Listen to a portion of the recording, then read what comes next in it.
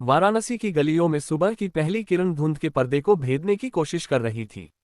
गंगा का किनारा हमेशा की तरह भक्तों, साधुओं और यात्रियों से भरा था, लेकिन आज का माहौल कुछ अलग था।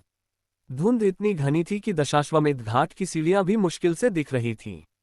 नावें गंगा की लहरों पर धीरे धीरे तैर रही थीं और नाविकों की आवाजें धुंध में गूंज रही थीं। इसी घाट पर एक युवा लड़की, काव्या, खड़ी थी। वह एक पत्रकार थी जो दिल्ली से वाराणसी आई थी, एक रहस्यमयी घटना की जांच करने। कुछ महीनों से गंगा के तट पर अजीब घटनाएं हो रही थीं। लोग कहते थे कि धुंध में एक अदृश्य हाथ दिखता है जो रात के अंधेरे में नावों को गलत दिशा में ले जाता है। कुछ नाविकों ने दावा किया कि उन्होंने गंगा में डूबते हुए लोगों को बचाने की कोशिश की, लेकिन जब वे पास पहुंचे तो कोई नहीं मिला। कुछ का कहना था कि यह गंगा मां की आत्मा है जो अपने भक्तों को बुलाती है। काव्या को ये सब अंधविश्वास लगता था। वह तथ्यों पर विश्वास करती थी, न कि कहानियों पर। उसने अपने कैमरे और नोटपैड के साथ घाट पर एक नाविक, बाबूजी, से मुलाकात की। बाबूजी एक बुजुर्ग नाविक थे जिनके चेहरे की झुर्रियों में गंगा की अनगिनत कहानियां बसी थीं। बाबूजी, ये अदृश्य हाथ की बात क्या है? काव्या ने पूछा, अपनी कॉफी का मग थामे। बाबूजी ने गंगा की ओर देखा और धीरे से कहा, बेटी, गंगा कोई साधारण नदी नहीं। ये जीवन देती है और कभी कभी सवाल भी पूछती है। जो लोग इसे सिर्फ पानी समझते हैं, वे इसके रहस्य को नहीं समझ सकते। लेकिन ये अदृश्य हाथ, क्या आपने इसे देखा है? काव्या ने जिज्ञासा से पूछा। देखा नहीं, महसूस किया है, बाबूजी ने कहा। रात को जब धुंध गंगा को ढक लेती है, एक ठंडी हवा चलती है। नाव अपने आप एक दिशा में मुड़ने लगती है, जैसे कोई उसे खींच रहा हो। मैंने कई बार कोशिश की, लेकिन चप्पू मेरे हाथ में बेकार हो जाता है। काव्या ने नोट्स लिए और फैसला किया कि वह रात को गंगा पर नाव ले जाएगी। बाबूजी ने उसे मना किया, लेकिन काव्या की जिद के आगे उनकी एक न चली। उस रात काव्या ने बाबूजी की नाव किराए पर ली और अपने कैमरे, टॉर्च और रिकॉर्डर के साथ गंगा की ओर बढ़ी। रात का रहस्य। रात के 9 बजे थे।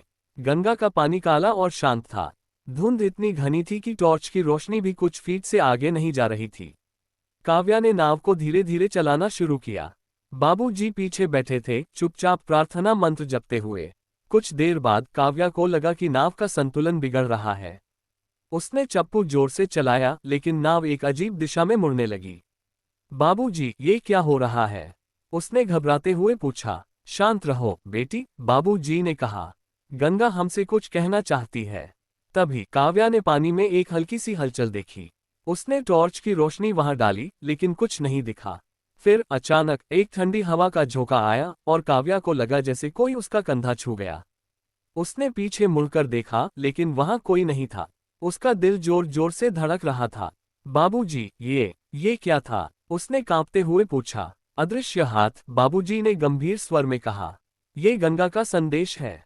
ये हमें कुछ दिखाना चाहता है। काव्या ने हिम्मत जुटाई और नाव को उस दिशा में चलाने का फैसला किया जिधर वह अपने आप जा रही थी। कुछ ही देर में नाव एक छोटे सुनसान टापू के पास रुकी। धुंध के बीच टापू पर एक पुराना जीर्ण शीर्ण मंदिर दिखाई दिया। काव्या ने नाव को किनारे लगाया और बाबूजी के साथ टापू पर उतरी।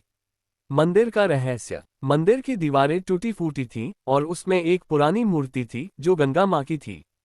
मूर्ति के पास कुछ पुराने कागज और एक ताला पड़ा था। काव्या ने कागज उठाए और पढ़ने की कोशिश की। वे एक डायरी के पन्ने थे जो किसी साधु ने लिखे थे। डायरी में लिखा था कि यह मंदिर सैकड़ों साल पहले बनाया गया था, जब गंगा के तट पर एक भयानक बाढ़ आई थी। उस बाढ़ में कई गांव डूब गए थे और लोगों का मानना था कि गंगा मां नाराज थी, क्योंकि लोग नदी को प्रदूषित कर रहे थे।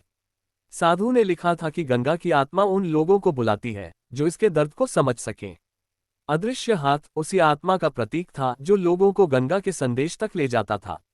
काव्या को समझ आया कि यह कोई भूत प्रेत की कहानी नहीं थी। ये गंगा का आह्वान था जो लोगों को अपनी रक्षा के लिए जागरूक करना चाहता था। उसने डायरी को अपने बैग में रखा और मंदिर में प्रार्थना की। उसने गंगा मां से वादा किया कि वह इस कहानी को दुनिया तक पहुंचाएगी।